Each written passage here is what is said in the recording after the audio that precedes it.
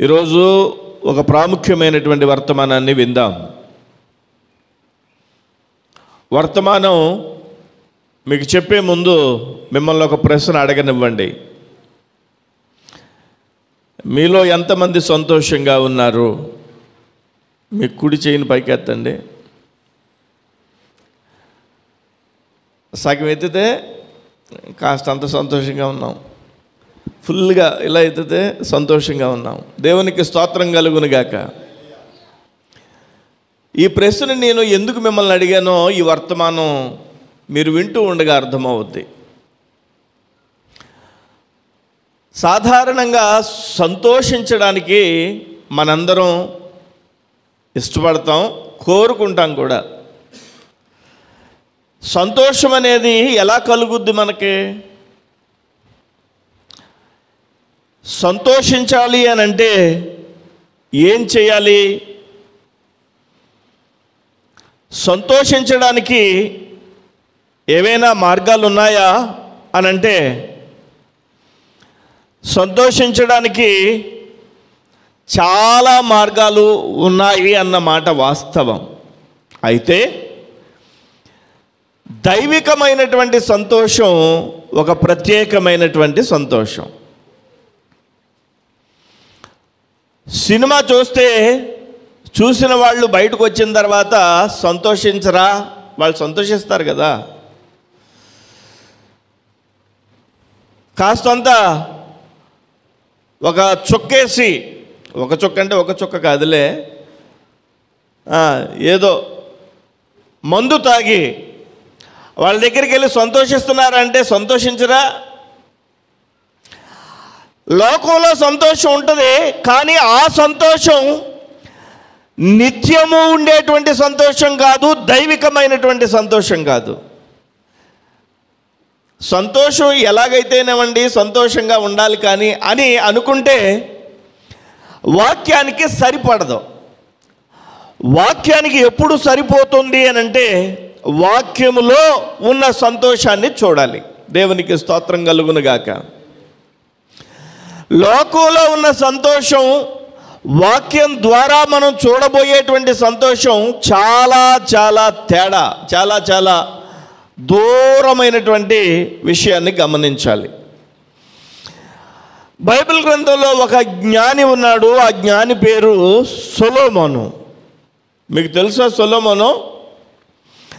సొలొమోను అనేటువంటి ఆ జ్ఞాని కొన్ని విషయాలు చెప్పాడు. ఆ విషయాల్ని ఒకసారి మనం చదవాలి. ప్రసంగి గ్రంథము 2వ అధ్యాయము, ప్రసంగి గ్రంథము 2వ అధ్యాయము మొట్టమొదటి వచనం నుంచి చదువుదాం. ప్రసంగి గ్రంథము 2వ అధ్యాయము మొదటి వచనం నుంచి. కానీ నిన్ను సంతోషము చేత శోధించి చూతును, నీవు మేలును అనుభవించి చూడమని నా హృదయముతో చెప్పుకుంటేని. బాగా వినాలి మాట. సొలొమోను తన యొక్క మనస్సుతో చెప్పుకుంటున్నాడు. సొలొమోను తన యొక్క మనస్సుతో ఈ మాట మాట్లాడుకుంటున్నాడు. ఏమనంటే, నిన్ను శోధించాలనుకుంటున్నాను. దేని చేత తెలుసా? సంతోషము చేత. సంతోషం చేత నిన్ను నేను శోధించాలనుకుంటున్నాను అని తన హృదయంతో, తన మనస్సుతో చెప్పుకుంటున్నాడు. సంతోషంతో శోధించడం ఏంటి? అవును, నేను ఇప్పుడు చెప్పాను కదా, లోకంలో సంతోషం ఉందా అంటే లేదని ఎలా చెప్తాం మనం? వాళ్ళు మన ముందు సంతోషిస్తుంటే లేదని ఎలా చెప్పగలం? లోకంలో సంతోషం ఉంటుంది, కానీ ఇప్పుడు మనం చూడబోతున్న ఈ యొక్క సంతోషం గురించి పరిశీలన చేయాలి. ఈ సొలొమోను అన్నాడు, సంతోషం చేత నిన్ను నేను శోధించాలనుకుంటున్నాను నా హృదయమా అనని తన హృదయానికి పరిపూర్ణంగా ఎంత సంతోష పెట్టాలో అంత సంతోష పెట్టేయడానికి ప్రారంభించాడు. ఎలా సంతోష పెట్టాడో చూద్దాం. 3వ వచనం నుంచి చదువుదాం. 2వ వచనం నుంచి, మొదటి వచనం మరలా చదువుదాం. కానీ నిన్ను సంతోషము చేత శోధించి చూతును, నీవు మేలును అనుభవించి చూడమని నీ నా హృదయముతో చెప్పుకుంటుని, అయితే అదియు వ్యర్థ ప్రయత్నమాయను. హృదయమా సంతోషించు అని తనకిష్టం వచ్చినట్టు సంతోషంలో పొంగి పొర్లేటట్టు నేను చేశాను, అయితే అది వ్యర్థ ప్రయత్నం అయిపోయింది. నవ్వుతో నీవు వెర్రివాడవనియు సంతోషముతో నీ చేత కలుగునదేదియు దేమున్నది, నీ చేత కలుగునదేమియుడు అని నేను అంటిని. నా మనస్సు ఇంకనూ జ్ఞానమును అనుసరించుచుండగా ఆకాశము క్రింద తాము బ్రతుకు కాలమంతయు మనుష్యులు ఏమి చేసి మేలు అనుభవింతురో చూడవలనని తలచి నా దేహమును ద్రాక్షారసము చేత సంతోషపరుచుకుందుననియు మతిహీనత యొక్క సంగతి అంతయు గ్రహించుననియు నా మనసులో నేను యోచన చేసుకుంటుని. ఎవరంటున్నారు ఈ మాటలో? సొలొమోను అన్నాడు, నా హృదయమా అసలు సంతోషం యొక్క అంచెంటో చూసాయి, సంతోషం యొక్క అంతేంటో చూసాయి, అంచెంటో చూసాయి, నీ ఇష్టం నువ్వు సంతోషించు అని చెప్పి తన హృదయంతో చెప్పుకున్నాడు. చెప్పుకుని తాను చేసిన ప్రయత్నాలన్నీ కూడా వ్యర్థమైపోయినాయి అని అంటాడు ఇక్కడ. తాను సంతోషించడానికి చేసే ప్రతి ప్రయత్నం వ్యర్థమైపోయిందంట. అంటాడు, ద్రాక్షారసము చేత నేను సంతోషపడాలనుకున్నాను, ఆ ప్రయత్నం వ్యర్థమే. ఇంకా అంటాడు, నేను గొప్ప పనులు చేయబూనుకుంటేనే, నేను పెద్ద పెద్ద గొప్ప కార్యాలు చేసి సంతోషపడాలనుకున్నాను, అవి వ్యర్థమైపోయినాయి.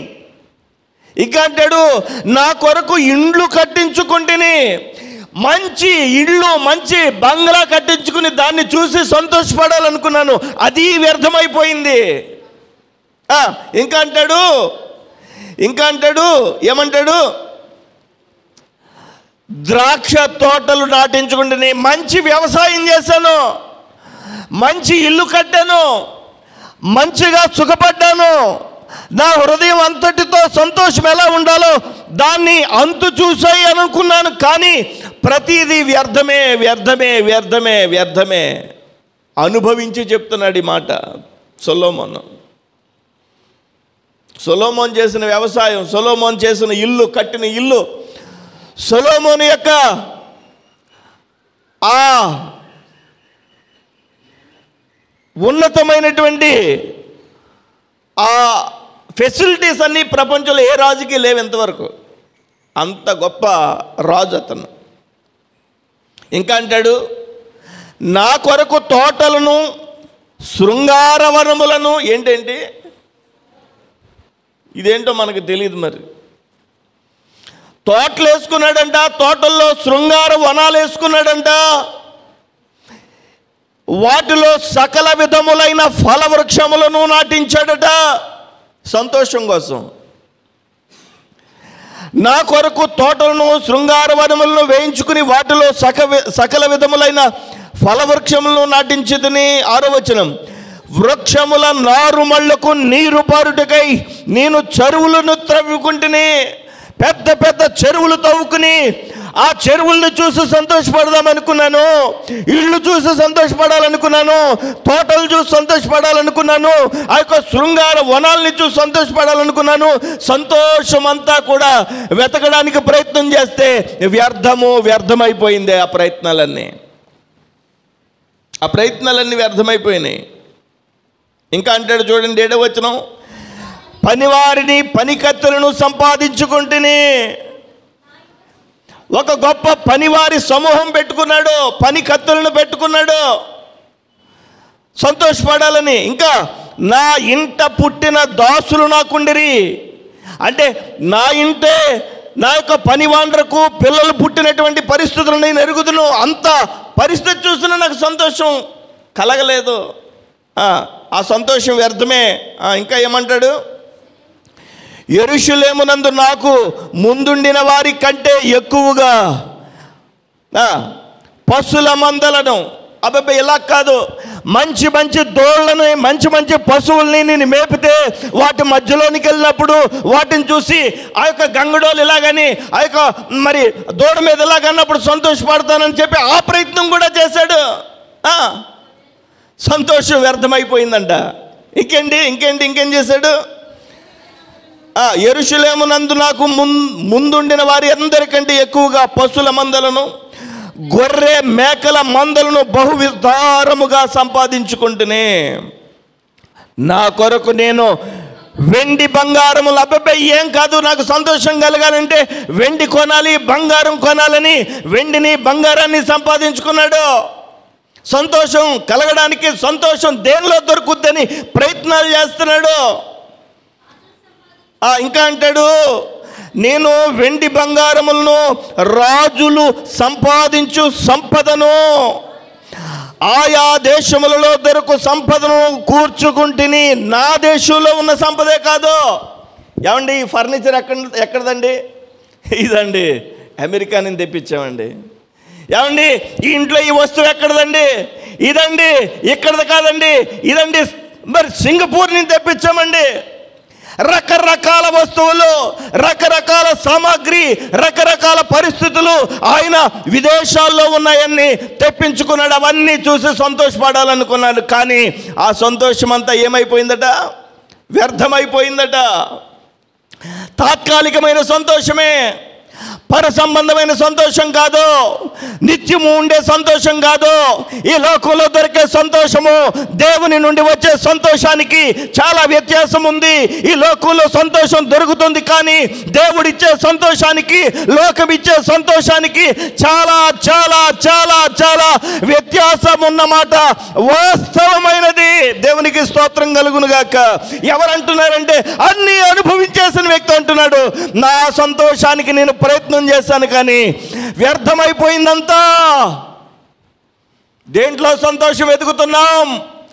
ఎలా సంతోషించాలనుకుంటున్నాం? దేనిని బట్టి సంతోషించాలనుకున్నా మన యొక్క సంతోషం అంతయు ఈ లోకంలో కేవలము కొన్ని దినాలు మాత్రం ఉండగలదేమో, కానీ శాశ్వతమైన సంతోషం, శాశ్వతమైన ఆనందం నా ప్రభు యొక్క వాక్యంలో ఇప్పుడు మనం చూడబోతున్నాం. హల్లెలూయా. ఇంకా అంటాడు, ఇంకేమంటాడు చదవండి. నేను గాయకులను, అబ్బాయి ఎలా కాదండి, ఎన్ని సంపాదనలు ఉన్నా మ్యూజిక్ పార్టీ పెట్టుకోవాలనుకున్నాడు. గాయకులను, గాయకురాండ్రను, మనుష్యులిచ్చయించు సంపదలను సంపాదించుకుని ఆ గాయకుల్ని, గాయకురాండ్రను పెట్టుకుని వాళ్ళ ద్వారా, ఆ మ్యూజిక్ ద్వారా, ఆ యొక్క పాటల ద్వారా సంతోషపడాలని ప్రయత్నం చేశాడు. ఆ ప్రయత్నం కూడా వ్యర్థమైపోయింది. ఇంకా ఏం చేశాడో తెలుసా? బహుమంది ఉపపత్రులను ఉంచుకుంటేనే, బహుమంది ఉపపత్రులను ఉంచుకున్నాడు. సర్వ ప్రయత్నాలు చేశాడు.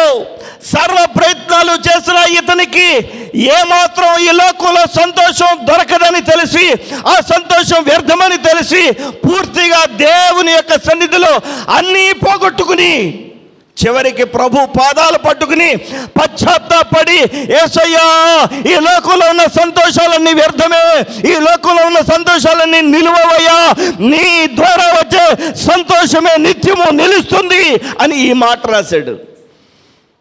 2వ అధ్యాయం 1వ వచనం, నిన్ను సంతోషము చేత శోధించడం. శోధన అంటే అదనమాట, సంతోషం చేత శోధించడం అంటే. హల్లెలూయా, హల్లెలూయా, హల్లెలూయా. 9వ వచనం, నాకు ముందు యెరూషలేమునందున్న వారందరికంటేను నేను ఘనుడనై అభివృద్ధి పొందితిని. సంతోషం ఎలా వస్తుంది? మా యొక్క ఇంటి వారందరిలో, లేదంటే నా వంశం వాళ్ళలో నేనే ఘనత పొంది ఉండాలి, అందుకోసం సర్వ ప్రయత్నాలు చేశాను అని ఆ ప్రయత్నాలు కూడా చేశాడు.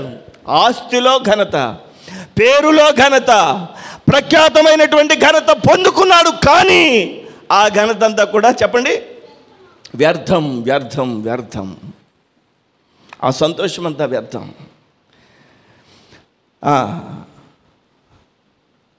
నాకు ముందు యెరూషలేమును వారి అందరికంటే నేను ఘనుడనే అభివృద్ధి పొందినని నా జ్ఞానము నన్ను విడిచిపోలేదు. ఇప్పుడు అంటాడు మొదటి వచనం మరలా చదువుదాం. నిన్ను సంతోషము చేత శోధించి చూతును, నీవు మేలును అనుభవించి చూడమని నేను నా హృదయంతో చెప్పుకుంటున్నైతే అది వ్యర్థ ప్రయత్నమాయను. ఈ ప్రయత్నాలన్నీ వ్యర్థమైనయే. ఇప్పుడు చెప్పండి సంతోషం, ఇప్పుడు చెప్పండి ఆనందం ఎక్కడ దొరుకుతుంది? మంచి ఇల్లు కట్టుకుని దాంట్లో పడుకుంటే సంతోషం కలుగుద్దా? లేకపోతే పెద్ద వ్యవసాయం చేసే దాంట్లో మనం సక్సెస్ఫుల్గా వెళ్తున్నప్పుడు సంతోషమా?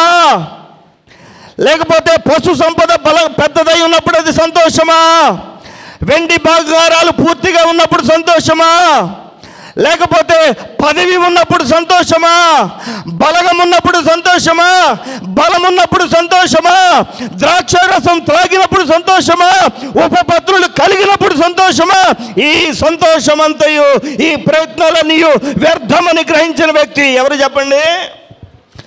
సొలొమోను. హల్లెలూయా. మరైతే సంతోషం ఎలా కలుగుద్ది? ఈ సంతోషాలన్నీ నిలవవు. ఈ సంతోషాలన్నీ కేవలము ఏదో కొద్ది నిమిషాలు సంతోషంగా అనిపించిన చివరికి అది మనల్కి నిత్య జీవాన్ని ఇవ్వదని గ్రహించిన మనము సంతోషించాలంటే ఏం చేయాలి? దేవునికి స్తోత్రం కలుగును గాక. హల్లెలూయా. ఏం చేస్తే సంతోషం కలుగుద్ది? హల్లెలూయా, హల్లెలూయా.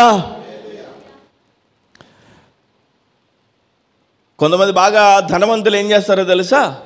వారికి కాస్తంత ఒత్తిడిగా ఉందనుకోండి, టెన్షన్గా ఉందనుకోండి, శుభ్రంగా సూట్ కేసు నిండా బట్టలు సర్దుకుని ఒక టూర్ వేస్తారు. ఏదో ఒక దేశానికో ఏదో ఒక ప్రాంతానికో, ఏ కాశ్మీర్ లాంటి ప్రాంతానికి వెళ్ళి అక్కడ వారం రోజులు 10 రోజులు గడిపి ప్రశాంతంగా గడిపొస్తారు. కొంతమందికి అయితే చెప్పండి మన పుట్టిన ఊరు వెళ్తే సంతోషం కదండి. సంతోషం ఉంటుందా? మన పుట్టిన ఊరు, మనం చదువుకున్నటువంటి స్కూల్కి వెళ్తే సంతోషం ఉంటుందా? ఖచ్చితంగా ఉంటుంది. ఈ సంతోషం అంతా కూడా తాత్కాలికంగా నిలిచిన నిత్య జీవం ఇచ్చేటువంటి సంతోషం కానే కాదు. అయితే భక్తుడైనటువంటి దావీదు కానీ ఇంకా పలువురు వారు రాసినటువంటి వచన భాగాల్ని రోజు మనం పరిశీలన చేద్దాం. కీర్తనల గ్రంథం 122వ కీర్తన, 122వ కీర్తన చదువుదాం. మొట్టమొదటి వచనం 122వ కీర్తన మొదటి వచనం. యెహోవా మందిరమునకు వెళ్ళుదమని, యెహోవా మందిరమునకు వెళ్ళుదమని జనులు నాతో అనినప్పుడు నేను సంతోషించితిని. ఎవరంటారు ఈ మాట? దావీదు అంటున్నాడు. ఒక సామాన్యమైన వ్యక్తి కాదు. ఎన్నో కష్ట నష్టాలను చూశాడు, ఎన్నో ఆటుపోట్లను చూశాడు, ఎన్నో యుద్ధాలు చేశాడు, ఎంతోమంది సైనికులు శత్రువులు ఎదుర్కొన్నారు. చిన్నప్పటి నుంచి తనకి ఒక ఆదరణ లేకుండా అడవిలో పశువుల మధ్యలో బ్రతికి ఆ తర్వాత దేవుని నామాన్ని స్తుతిస్తూ ఆరాధిస్తూ ఒక రాజయ్యేంత వరకు తన యొక్క జీవిత ప్రయాణం కొనసాగింది. అలాంటి ఆటుపోట్లు తిన్న వ్యక్తి, అలాంటి ఆటుపోట్లు తిన్న ఈ వ్యక్తి అంటున్నాడు నాకు సంతోషం కలగాలి అని అంటే ఒక విధంగా కలిగింది. అదేంటో తెలుసా? యెహోవా మందిరమునకు వెళ్ళుదామని జనులు నాతో అనినప్పుడు నేను సంతోషపడ్డాను. ఎప్పుడు సంతోషపడ్డావయ్యా దావీదు? ఎప్పుడు సంతోషపడ్డావు నువ్వు అని అడిగితే దావీదు అంటున్నాడు జనులు నాతో దేవుని మందిరానికి వెళ్దామా, చర్చికి వెళ్దామా, దేవుని సన్నిధికి వెళ్దామా అని నాతో అనినప్పుడు నాకు సంతోషం కలిగింది. హల్లెలూయా, హల్లెలూయా. దేవుని సన్నిధిలో ఏం దొరుకుతుందో దావీదుకి తెలుసు. దేవుని సన్నిధిలో ఉంటే ఏ విధమైన ఆశీర్వాదం ఉంటుందో దావీదుకి తెలుసు. ఎలాంటి కృప దొరుకుతుందో తెలుసు, ఎలాంటి ఆదరణ దొరుకుతుందో తెలుసు. కాబట్టి దావీదు అంటున్నాడు, జనులు నన్ను దేవుని మందిరానికి వెళ్దాం వస్తావా అని అడిగినప్పుడు నేను సంతోషపడ్డాను. దేవునికి స్తోత్రం కలుగునుగాక. నిజమేనండి, దేవుని యొక్క సన్నిధిలో నిత్య సంతోషం లభిస్తుంది, నిత్య ఆనందం లభిస్తుంది. ఈ సంతోషం మన యొద్ద నుండి ఎవరు తీసివేయలేరన్న మాట వాస్తవమైన మాట.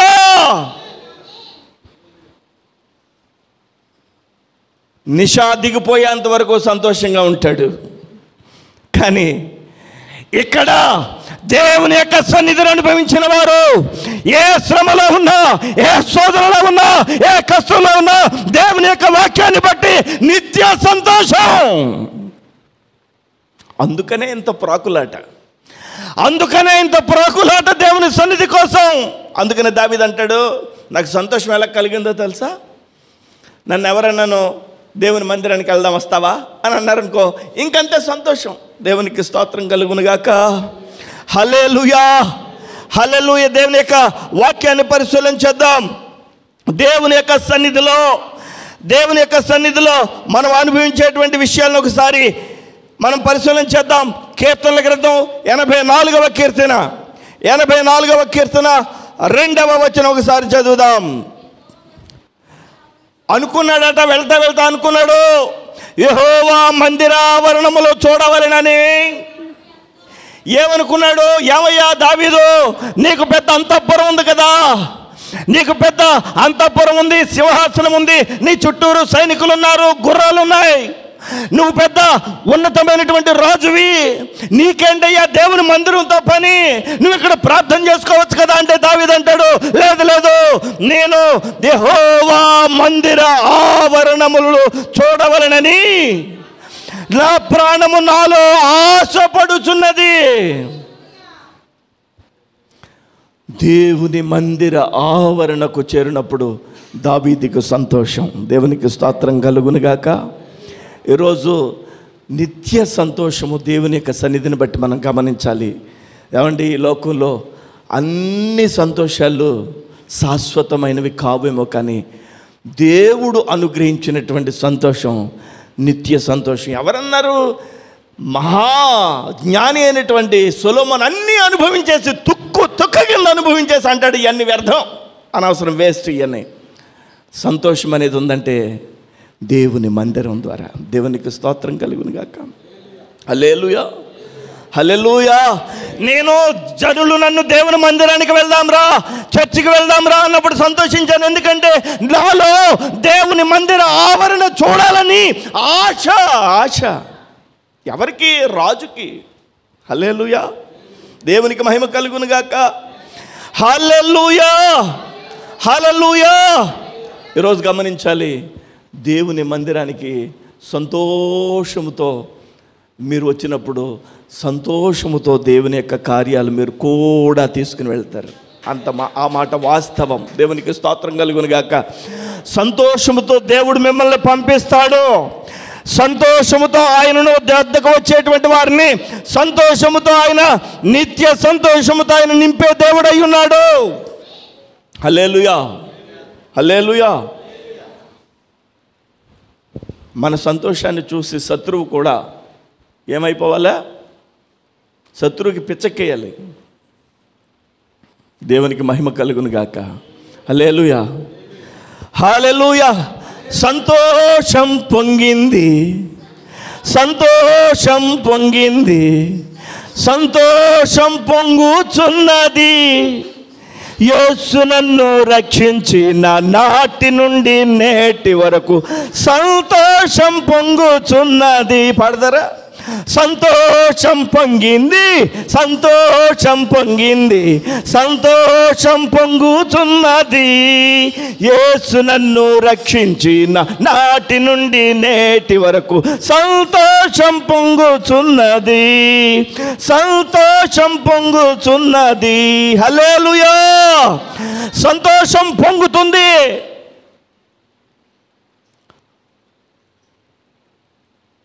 బాగా కాస్తంత బాగున్నారనుకోండి, ఆ కుటుంబాన్ని ఎవరన్నా చెప్పుకోవాలనుకోండి, పాలు పొంగునట్టు చెప్పండి, పాలు పొంగునట్టు ఆ కుటుంబం ఉంది. వాళ్ళకేంటమ్మా లోటు ఏంటి? విన్నారా ఇప్పుడన్న మాట? ఏం పొంగినట్టట? పాలు పొంగినట్టే ఉంటేనే అంత సంతోషమైతే,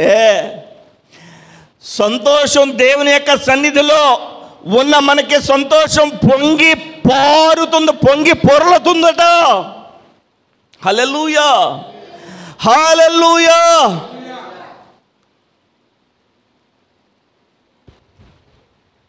ఈ మధ్యాహ్నం, ఈ ఉదయం ప్రభు యొక్క సన్నిధిలో సంతోషం కోరుకుంటున్నారా? సంతోషంగా ఉండాలని ఆశపడుతున్నారా? నిజమేనండి, ఈరోజు నేను కోరుకునేది అదండి. నేను కోరుకునేదే ఆ సంతోషం. ఆ సంతోషం కోసం నేను ప్రాకులాడే కొలది సంతోషం నాకు దూరంగా వెళ్ళిపోతుంది. నేను చేసే ప్రయత్నాలన్నిటిలోనూ సంతోషం నాకు దొరకలేదు.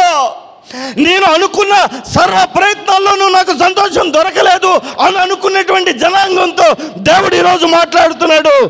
నా మందిర ఆవరణలో నేను మిమ్మల్ని సంతోషపరిచేవాడునై ఉన్నాను. హల్లెలూయా. మందిర ఆవరణలో సంతోషం. దేవునికి స్తోత్రం కలుగునుగాక. ఇది నాన్న దేవుని యొక్క ఉన్నతమైనటువంటి మాటలను మనం పరిశీలన చేయాలి. దేవుని యొక్క ఘనమైనటువంటి మాటలను మనం పరిశీలన చేయాలి. చూడండి, మరొక మాట నేను మీకు చదివి వినిపిస్తాను. కీర్తనల గ్రంథం 43వ కీర్తన, 43వ కీర్తన 4వ అధ్యాయం. 43వ కీర్తన 4వ అధ్యాయం. అప్పుడు నేను దేవుని బలిపీఠము నొద్దకు నాకు ఆనంద సంతోషములు కలగజేయు దేవుని యొద్దకు.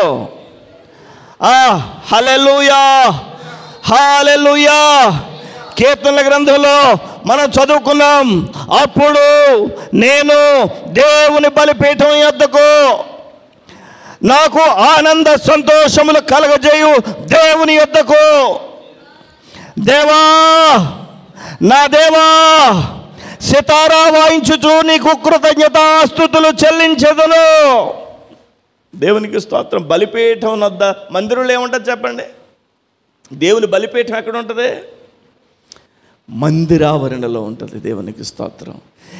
బలిపీఠం వద్దకు వచ్చినప్పుడు మన యొక్క హృదయము బలిపీఠం ద్వారా వచ్చేటువంటి దేవుని యొక్క సర్వశక్తి కలిగినటువంటి మాటలు బట్టి మన హృదయంలో ఉండేటువంటి ప్రతి నిరాశ నీరు గారిపోయి తొలగిపోయి మహానందము చేత నింపబడి మనం తిరిగి వెళ్ళిపోతాం మందిరం నుండి మన యొక్క గృహాలకి.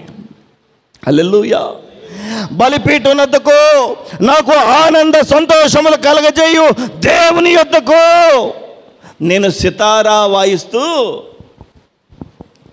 నేను కృతజ్ఞతాస్తుతులు చెల్లిస్తాను. అంటే పాడతాను. దేవునికి స్తోత్రం. హల్లెలూయా. మీలో ఇంతవరకు పుట్టిన తర్వాత ఒక పాట కూడా పాడలేదండి అన్నవాళ్ళు ఎవరైనా ఉన్నారా? మేము పుట్టాకండి ఒక్క పాట కూడా పాడలేదండి. అందరూ పాడాం. ఎప్పుడు పాడలేదనే ఆడాళ్ళు కూడా ఉండరు. బియ్యం ఏరతా అయినా కోన్ రాగం భవిష్యత్ తీసుండొచ్చు. దేవునికి స్తోత్రం. హల్లెలూయా, హల్లెలూయా. ప్రతి ఒక్కరూ ఏదో ఒక టైంలో ఏదో ఒక సమయంలో మనము హమ్ చేస్తుంటాం. కానీ దేవుని మందిరంలో పాడతారు చూసారా, ఆ పాట ద్వారా మనకి అద్భుతమైనటువంటి సంతోషం కలుగుద్ది, దేవునికి మహిమ కలుగుద్ది. ఆమేన్. హల్లెలూయా.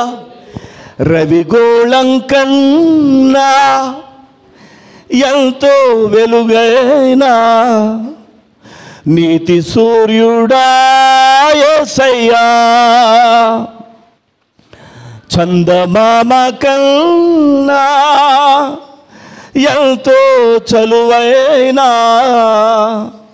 జాలి చూపినా యేసయ్యా,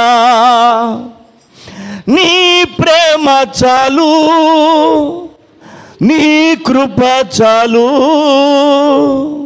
నీతో నడిచే ప్రతి అడుగు మేలు, రవిగోళం కన్నా ఎంతో వెలుగైనా నీతి సూర్యుడా యేసయ్యా, చందమామ కన్నా ఎంతో చలువైనా జాలి చూపిన యేసయ్యా, నీ ప్రేమ చాలు, నీ కృప చాలు, నీతో నడిచే ప్రతి అడుగు మేలు, రవిగోళం కన్నా ఎంతో వెలుగైనా నీతి సూర్యుడా యేసయ్యా.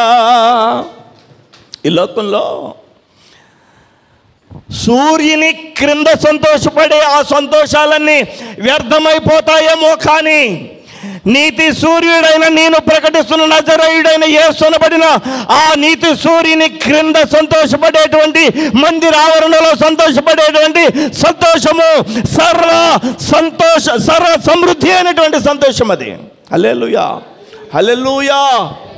ఆనందం ఆనందం పరలోకానందం, యేసునందు దొరికేను మహానందము, ఆనందం ఆనందం పరలోకానందం, యేసునందు దొరికేను మహానందము, ప్రభు యేసునందు దొరికేను మహానందము. హల్లెలూయా. ప్రభు యొక్క సన్నిధిలో సంతోషం నిత్యము నిలిచి ఉంటుంది. ఆమేన్, హల్లెలూయా. నిత్యము నిలిచి ఉండేది సంతోషం, మహా సంతోషం. అది ఎవరు ఎలా మనల్ని చూసినా, ఎవరు ఎలా మనల్ని పట్టించుకున్నా పట్టించుకోకపోయినా, మన పరిస్థితులు ఎలా ఉన్నా, సర్వ సమృద్ధికరమైనటువంటి సంతోషం ప్రభువు మనకు అనుగ్రహిస్తాడు. వాక్యంలో చూద్దామా ఆ మాటను వాక్యంలో చూద్దామా? కీర్తనల గ్రంథం 36వ కీర్తన, 36వ కీర్తన ఒకసారి తెరిచి చూద్దాం. 36వ కీర్తన 8వ వచనం. 36వ కీర్తన 8వ వచనం. నీ మందిరము యొక్క సమృద్ధి వలన, మందిరంలో ఏముంటుంది? సమృద్ధి వలన వారు సంతృప్తి నందుచున్నారు. నీ ఆనంద ప్రవాహములలోనిది నీ వారికి త్రాగించుచున్నావు. ఈ సంతోషం, ఆనందం ఎక్కడ దొరుకుతుందంటే దేవుని యొక్క మందిరంలో వాక్యపు ప్రవాహంలో దొరుకుద్దట. దేవునికి స్తోత్రం కలుగును గాక. హల్లెలూయా, హల్లెలూయా. ఈరోజు గమనించాలి, మన సంతోషాలు ఎలా మనకి ప్రభు యొక్క కృపను బట్టి స్థిరమైనవి అని నమ్మామంటే, దేవుని మందిరంలో మనకి ప్రభు ఎంత దగ్గరగా ఉన్నాడు, ఎంత ఆదరిస్తున్నాడో అంత ఆదరణ మనం పొందుకుంటూ సాక్ష్యం ఇవ్వగలుగుతున్నాం ఈరోజు. దేవునికి స్తోత్రం కలుగునుగాక. హల్లెలూయా. ఈ లోకంలో సంతోషాలన్నీ వ్యర్థమైపోతాయి, కానీ చెప్పండి, నా ప్రభు మందిరంలో దొరికేటువంటి సంతోషం వ్యర్థం కాదు. అందుకనే రాజైనా బంటైనా ఎవరైనా కానీ మందిరపు ఆవరణలో, ఆయన మందిర ఆవరణ చూడాలనే ఆశ. దేవునికి స్తోత్రం కలుగునుగాక. హల్లెలూయా, హల్లెలూయా. దేవుని యొక్క మాటలు కొద్ది నిమిషాలు మనం ఇంకా కొనసాగించుకుందాం. యెషయా గ్రంథము 25వ అధ్యాయము. యెషయా గ్రంథం 25వ అధ్యాయము చూడండి, 9వ వచనం.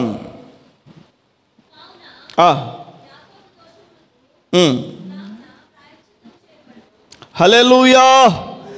యెషయా గ్రంథం 25వ అధ్యాయము 9వ వచనం మరలా చదవండి ఒకసారి. ఆ దినమున జనులిలాగునందురు, ఇదిగో మనల్ని రక్షించునని మనము కనిపెట్టుకుని మన దేవుడు, మనము కనిపెట్టుకుని యెహోవా ఈయనే, ఆయన రక్షణను బట్టి సంతోషించి ఉత్సహింతుము. సంతోషం దేవుని మందిరంలో దొరుకుద్ది. ఇంకోటి ఎలా దొరుకుద్దంటే ఆయన రక్షణను బట్టి. దేవునికి స్తోత్రం కలుగును గాక. నేను మిమ్మల్ని ఓ ప్రశ్న అడగనివ్వండి, మీరు రక్షించబడ్డారా? మీరు రక్షించబడ్డారా?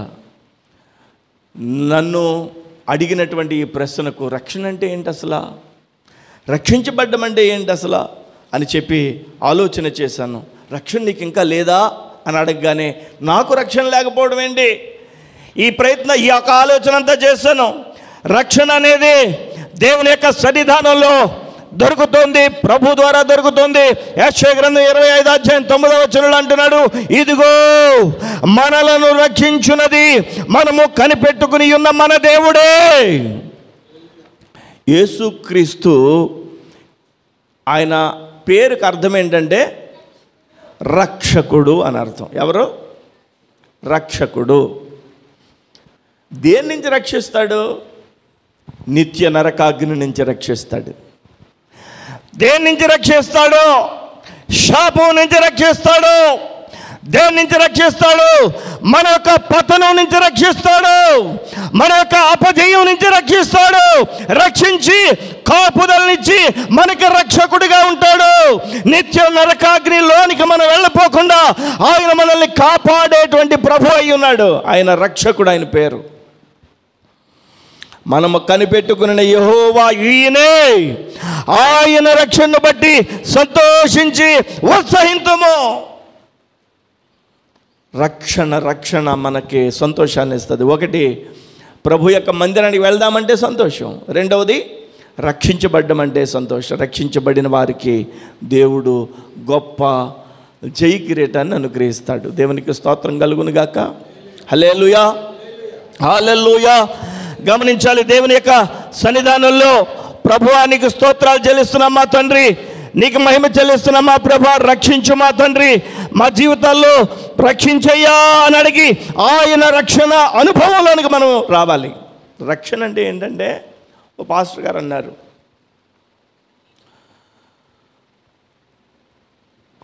మనం రైల్వే స్టేషన్కి వెళ్ళిన తర్వాత రైల్వే టికెట్ కొనుక్కుని రైల్లో ఉన్నప్పుడు కూర్చున్నప్పుడు మనకు ధైర్యం ఉంటుంది కదండి. రైల్వే స్టేషన్కి వెళ్ళి టికెట్ కొనుక్కోవడం, ఆ టికెట్ కొనుక్కోవడం ఏంటంటే దేవుని సన్నిధిలో మనకి ప్రభు ఇచ్చేటువంటి రక్షణ. దేవునికి స్తోత్రం కలుగును గాక. హల్లెలూయా. రక్షణ అనేది ఏంటంటే పరిపూర్ణంగా ప్రభువుని నమ్ముకోవడం. పరిపూర్ణంగా ప్రభువుని నమ్ముకున్నటువంటి మనము నమ్మి బాప్తిసం పొందడం. నమ్మి బాప్తిసం పొందిన మనము దేవుని మందిరానికి ప్రతి ఆదివారం వెళ్ళడం. ఇందాక జోసెఫ్ గారు చెప్పారు, ఏమో భవిష్యత్తులో ఆదివారాలు సెలవులు లేకపోవచ్చు. దుబాయ్ దేశం వెళ్ళాను కదా, దుబాయ్లో ఒక నెల ఇంచుమించు ఉన్నాను కదా. అక్కడ శుక్రవారం సెలవు ఉండేది. ఆ ప్రభుత్వం ఏం చేసిందంటే శుక్రవారం సెలవు తీసేసి ఆదివారం పెట్టింది. ఇక్కడేమో ఆదివారం సెలవు తీసేసి శుక్రవారం పెడదామనుకునేటువంటి ప్రయత్నాలు జరుగుతున్నాయి. ప్రార్థన చేయాలి. ఆదివారం అవకాశం ఉండగానే దేవుని మందిరానికి వచ్చి మారు మనసు రక్షణ అనుభవానికి వచ్చేయాలి. దేవునికి స్తోత్రం కలుగును గాక. హల్లెలూయా, హల్లెలూయా. దేవుని యొక్క సన్నిధిలో ఆయన మందిరావరణ చూసినప్పుడు మందిరానికి వెళ్దామని ఎవరన్నా అన్నప్పుడు సంతోషపడ్డాడు. ఇంకా దేవుని మందిరంలో రక్షించబడినప్పుడు సంతోషం, రక్షించబడినప్పుడు సంతోషం. అలాంటి సంతోషాన్ని మనం కలిగి ఉండాలి. హల్లెలూయా. ఈరోజు మరొక మాటను కూడా మనం చూద్దాం. మత్తయి సువార్త 5వ అధ్యాయము 12వ వచనం. మత్తయి సువార్త 5వ అధ్యాయము 12వ వచనం.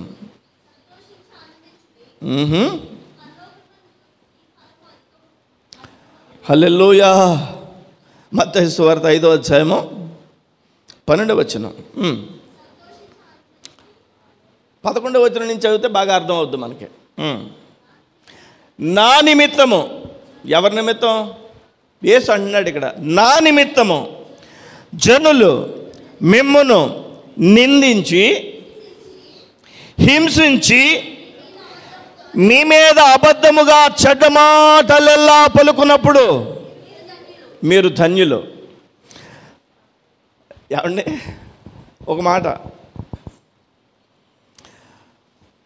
నా నిమిత్తము అంటే యేసు ప్రభు నిమిత్తము జనులు మిమ్మల్ని నిందించి, మతంలో దిగిపోయావంటే నువ్వు కూడా దిగిపోయావట, మీ వాళ్ళే కదంటే నువ్వు కూడా దూరేసావంట, నువ్వు కూడా దిగిపోయావంట కదటి, మాకు తెలిసింది. నిందించినప్పుడు, హింసించినప్పుడు, హింస అంటే హేళన, హింసించినప్పుడు, మీ మీద అబద్ధముగా చెడ్డ మాటలలా పలుకున్నప్పుడు మీరు ధన్యులు. అప్పుడు మీరేం చేయాలో తెలుసా? అప్పుడు మీరేం చేయాలంటే సంతోషించి ఆనందించుడి. అప్పుడు సంతోషించి ఆనందించాలట. అలా అయితే ఏమవుద్ది? పరలోకమందు మీ ఫలము అధికమగును. చూసారా, ఈ లోకంలో సంతోషాలన్నీ ఈ లోకంలో సంతోషం ఉన్నంత వరకే.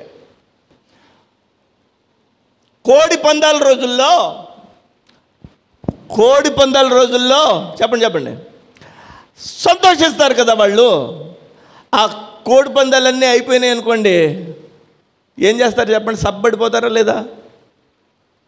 చెప్పండి సప్పబడిపోతారా? ఆ సంతోషం, ఆ ఊపు, ఆ కరెక్ట్గా స్నానం చేసేసి లుంగి వేసేసుకుని షర్ట్ వేసేసుకుని కోడి పందాలకి టక్కు టిక్కుని బయలుదేరి వెళ్ళిపోయేవాడు ఈ రోజు వెళ్ళలేదంటే పందాలు అయిపోయినాయి అక్కడ అంటాడు. హల్లెలూయా. సంతోషం కొద్ది రోజులు ఉండొచ్చేమో కానీ వావ్, దేవునికి స్తోత్రం కలుగును గాక అంటాడు. సంతోషించి ఆనందించుడి, పరలోకమందు. ఇక్కడే కాదు పరలోకంలో కూడా, పరలోకంలో మీ ఫలము అధికమగును. కాబట్టి మనకెందుకండి బాధ? సంతోషిద్దాం. దేవునికి స్తోత్రం కలుగును గాక. ఎంజాయ్ ప్రభునందు. దేవునికి స్తోత్రం కలుగును గాక. హల్లెలూయా, హల్లెలూయా, హల్లెలూయా. నా బైబిల్లో నేను మాట రాసుకున్నాను, మీకు ఇంగ్లీష్ అర్థమైతే మీకు అర్థమవుతుంది. Happiness depends upon happens, but Joy depends upon Jesus. నా బైబిల్లో నేను రాసుకున్నాను, దాని అర్థం ఏంటో చెప్తాను. హ్యాపీనెస్, హ్యాపీగా ఉన్నావా? చాలా హ్యాపీగా ఉన్నానండి. సాధారణంగా వాడతాం కదా, భలే హ్యాపీ ఫీల్ అయ్యాంలే. హ్యాపీనెస్ డిపెండ్స్ అపాన్ హ్యాపెన్స్ అంటే అక్కడ ఉండేటువంటి పరిస్థితుల మీద మన యొక్క సంతోషం. అంటే తెలుగు చాలా ఇష్టం నాకు. తెలుగులో కొన్ని పదాలకి, హ్యాపీనెస్కి జాయ్కి పర్యాయ పదాలు పూర్తిగా తెలుగులో వివరించడానికి అంత సంతోషం అనే వాడతాం రెండింటికి. హ్యాపీనెస్ డిపెండ్స్ అపాన్ హ్యాపెన్స్, పరిస్థితుల మీద ఆధారపడి ఉంటుంది హ్యాపీగా ఉండడమా లేదా అనేది. అన్నీ ఉన్నాయనుకోండి హ్యాపీ. చెప్పండి, గ్యాస్ అయిపోయింది అనుకోండి, చెప్పండి వాళ్ళని అడిగితే చెప్తారు. ఆ గ్యాస్ అయిపోయిన టైంకి మన పర్సులో డబ్బులు లేవనుకోండి, మనల్ని అడిగితే చెప్తారు. దేవుని నామానికి స్తోత్రం కలుగును గాక. హల్లెలూయా, హల్లెలూయా. దేవుని యొక్క సన్నిధానంలో సంతోషించి ఆనందించాలి. పరలోకమందు మీ ఫలం అధికమగును గాక. ఈ లోకంలో తాత్కాలికమైన శ్రమ, తాత్కాలికమైన ఇబ్బంది, తాత్కాలికమైన వేదన, తాత్కాలికమైన కన్నీళ్లు రావచ్చేమో కానీ నిత్య సంతోషం మాత్రం మన పరమై ఉన్నది. దేవునికి స్తోత్రం. హల్లెలూయా. ఈ సంతోషాన్ని మన నుండి వేరు చేయవాడు ఎవడు లేడు, రాబోడు. కారణం ఏంటంటే యేసయ్య మనతో ఉన్నవాడు. ఆమేన్, హల్లెలూయా. అందుకని దావీదు అంటాడు 23వ కీర్తనలో, యెహోవా చెప్పరే, యెహోవా ఏంటి 23వ కీర్తన, యెహోవా నా కాపరి, నాకు ఏమీ కలగదా, నాకేమీ కలగదా, నాకు లేమి కలగదు. దేవునికి స్తోత్రం. పచ్చికల పరుణ్ చేయించున్నాడు, శాంతికరమైన జలముల యొద్ద పరుణ్ చేయించున్నాడు. చదవండి, ఇంకా కిందకి చదవండి. నడిపిస్తున్నాడు. ఏ బాబా అక్కడికి ఎందుకు వెళ్ళావు? కంగారు పడుకో. ఏమని చెప్పావు నువ్వు? ఏమని బిల్డప్ ఇచ్చావు? యెహోవా నా కాపరని అనలేదా? నాకు లేమేమీ కలగదనలేదా? పచ్చిక బయలులో పడుకుంటానలేదా? శాంతికరమైన జలముల యొద్ద నిద్రపుచ్చుతాడు నా దేవుడు అని అనలేదా? ఇప్పుడేం చెప్తున్నావు? గాఢాంధకారపు అక్కడికి ఎందుకు వెళ్ళావయ్యా నువ్వు అంటాడు దావీదు. మనిషిని కదా, కష్టం వస్తుంది.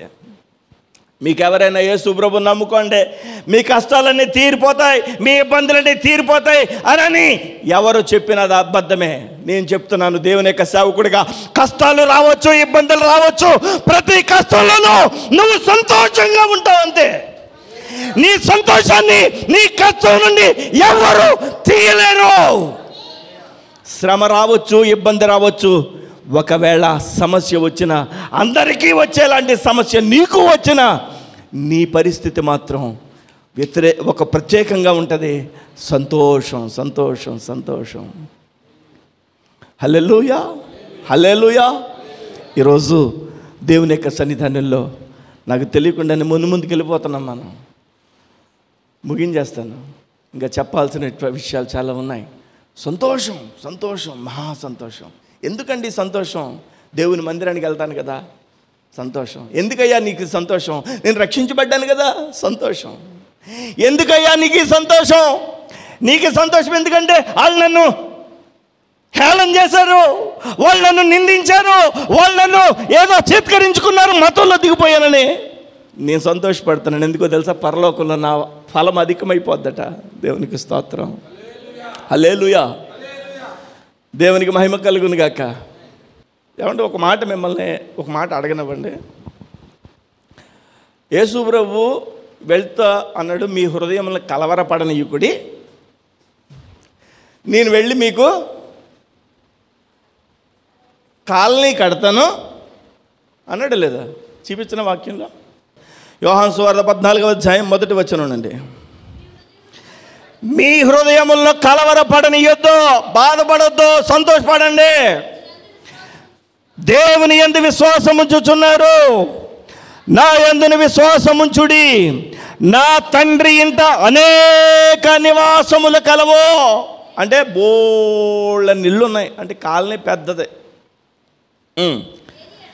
లేని ఎడల మీతో చెప్పుదును. ఒకవేళ ఇల్లు లేవనుకోండి, మీతో చెప్పేస్తాను, అబ్బాయి ఫిలప్ అయిపోయినాయి అని చెప్పేస్తాను. మీకు స్థలము సిద్ధపరచ వెళ్ళుచున్నాను. ఒక విషయం చెప్పనా, ఎంత సంతోషమైపోద్ది ఈ మాట మీరు వింటే. రక్షించబడిన మరుక్షణం మనకు పరలోకంలో స్థలం కేటాయించబడిపోద్దంట, ఫ్లాట్. హలో హలో, మీకు ఈ భూమి మీద 1 సెంటి భూమి ఉన్నా లేకున్నా పర్వాలేదు, అసలు ఏమి బాధపడాల్సినటువంటి పనే లేదు. కుంచుడు భూమి లేకపోయినా పర్వాలేదు. దేవుని యొక్క వాగ్దానం ఏంటో తెలుసా? మీరు రక్షించబడిన తరువాత మీకు నేను స్థలము సిద్ధపరచ వెళ్తున్నాను. ఒకవేళ లేకపోతే నేనే మీతో చెప్పేస్తాను. స్థలం సిద్ధపరిచి గృహాలు కడతా ఉన్నాడు. దేవునికి నేను చేసే సేవను దేవుడు చూసి నాకు ఒక గృహాన్ని కడుతున్నాడు. ఇప్పుడు చూడండి ఒక మాట చూడండి. పాల్ యాంగిచ్చో గారి పేరు ఎప్పుడైనా విన్నారా? పాల్ యాంగిచ్చో గారు పేరు విన్నారా లేదా? గొప్ప సేవకుడు. ఆయన చర్చిలో ఎంతమంది కూర్చుంటారో తెలుసా? 1,00,000 మంది కూర్చుంటారు.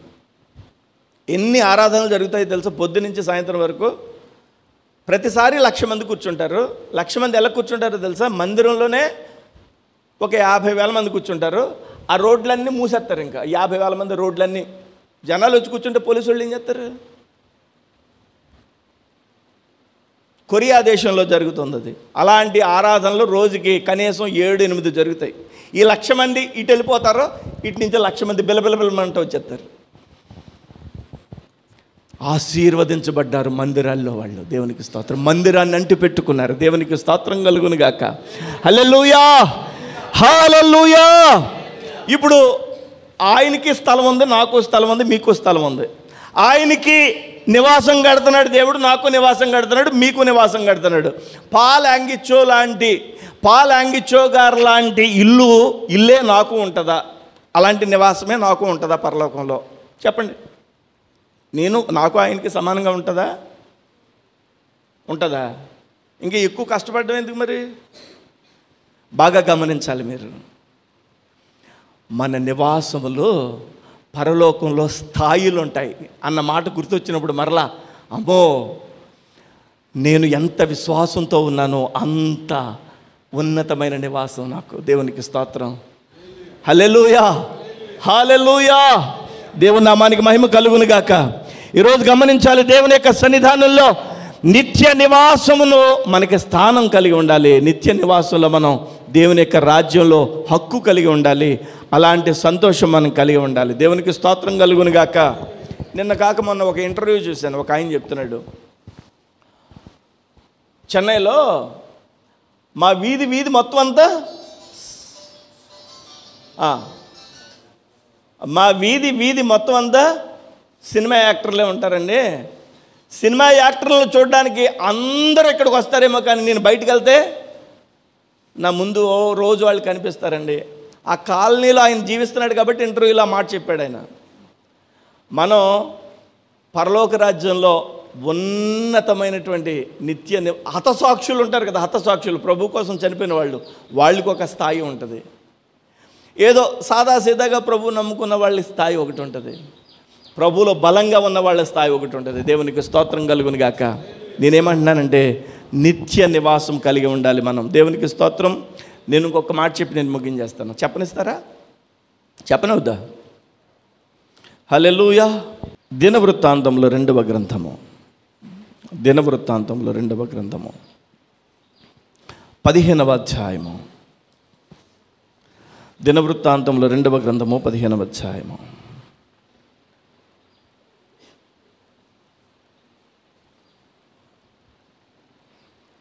15వ వచనం.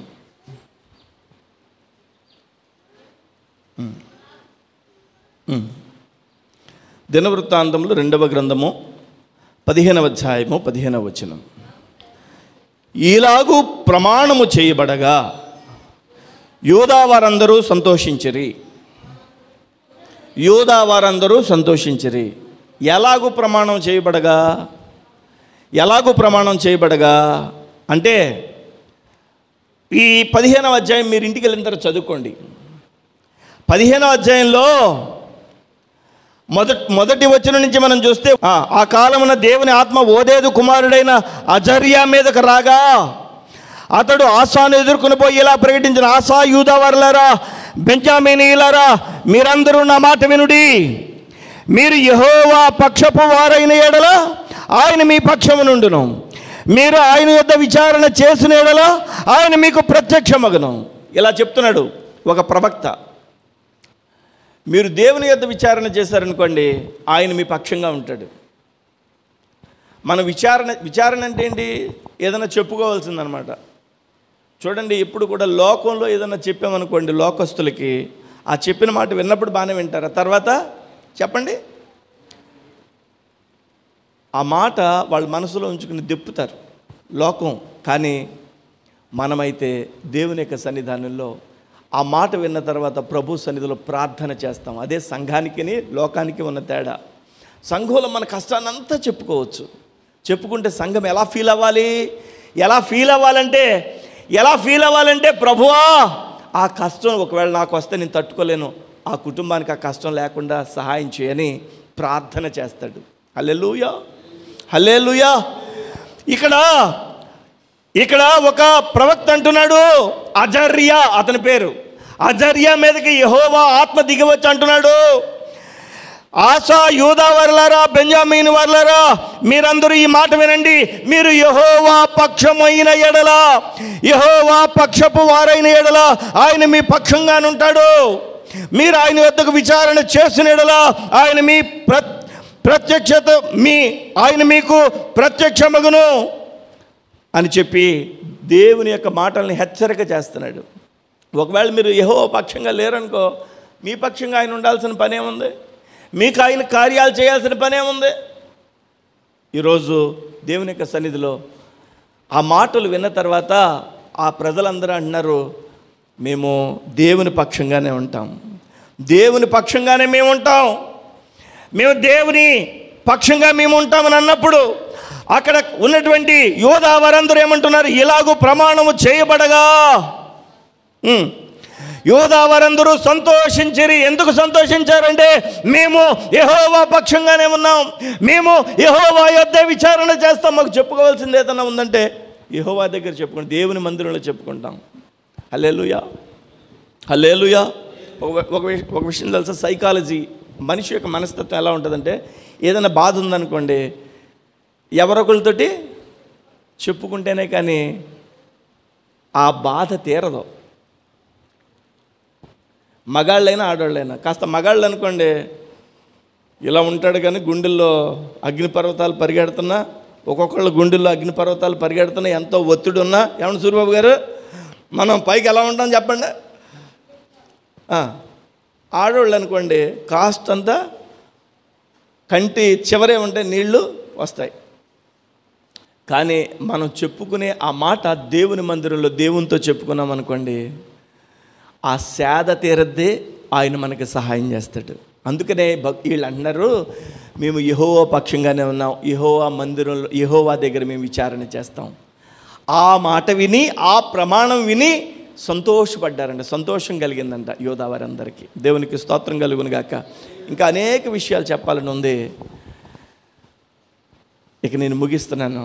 దేవునికి స్తోత్రం, హల్లెలూయా. ఈ మాటలు మీ మనసుల్లో భద్రపరచుకోండి. సంతోషం అనేది లోకంలో ఉండే సంతోషం వ్యర్థమైపోద్ది, మన సంతోషం అయితే నిత్యము నిలుస్తుంది. ఈ సంతోషం గురించి సొలొమోను అన్ని సర్వ ప్రయత్నాలు చేసి చెప్పాడు, ఆ సంతోషాలన్నీ వ్యర్థం, దేవుని దగ్గరే సంతోషం అని పశ్చాత్తాపడి దేవుని సన్నిధిలో ఆయన పాదాలు పట్టుకుని ప్రార్థన చేసి ఆయన యొక్క కృప పొందుకున్నాడు. ఈరోజు దేవుని యొక్క సన్నిధిలో మనకు అవకాశం ఉండగానే, ప్రభువా నీ సన్నిధిలో నీ కృప కావాలి. దావీదు అంటాడు, దేవుని మందిరావరణకు వెళ్దామని అన్నప్పుడు, జనులు నాతో అన్నప్పుడు నాకు సంతోషం, దేవుని మందిరావరణను చూడాలి అని అన్నప్పుడు సంతోషం, ఆయన మందిరంలో బలిపీఠం వద్దకు వచ్చినప్పుడు సంతోషం, ఆయన దగ్గర విచారణ చేసినప్పుడు అంటే ప్రార్థన చేసినప్పుడు సంతోషం, అంతేకాదు రక్షించబడినప్పుడు నాకు సంతోషం. ఈ సంతోషం ఎప్పటికీ కొట్టివేయబడదు అని చెప్పి దేవుని యొక్క వాక్యాన్ని మనకి ప్రభు ఈరోజు అనుగ్రహించారు. ఈ మాటల్ని మన హృదయంలో ప్రభు దీవించి ఆశీర్వదించును గాక. హల్లెలూయా.